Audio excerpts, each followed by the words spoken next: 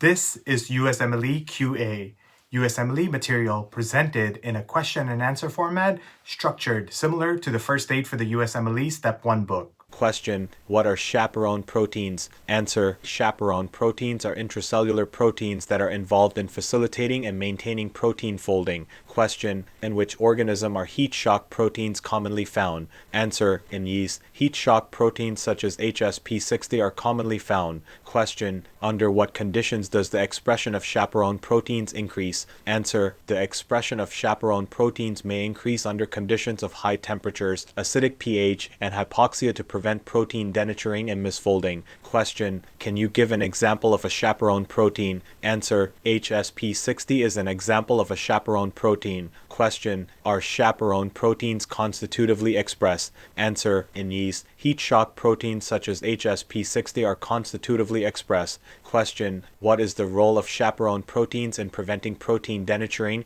and misfolding? Answer: chaperone proteins help to maintain the proper folding of proteins and can increase their expression under stress conditions such as high temperatures, acidic pH, and hypoxia to prevent denaturing and misfolding of proteins. Question: is the expression of chaperone proteins specific to certain organism or it is found in all organism? Answer: chaperone proteins are found in all organisms, not only in yeast. Question: how does chaperone protein help in protein folding? Answer: chaperone proteins assist in protein folding by binding to newly synthesized or partially folded proteins and helping to guide them into their correct three-dimensional structure.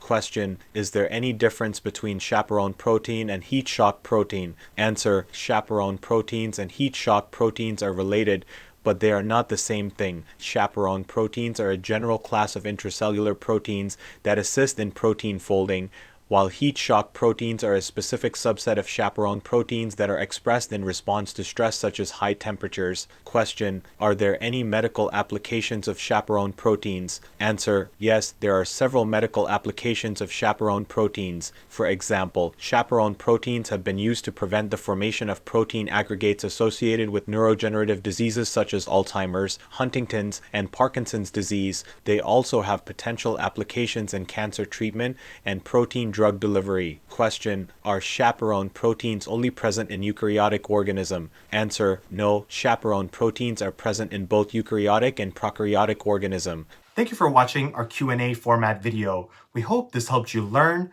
review, and retain knowledge needed for the USMLEs. For more information on this topic, check out the link in the description. Now, if you want to take your USMLE prep to the next level, be sure to check out all our courses, which are structured to follow along with the first aid for the USMLE Step 1 book. You can find us at usmleqa.com. And if you're watching this on YouTube, be sure to like and subscribe.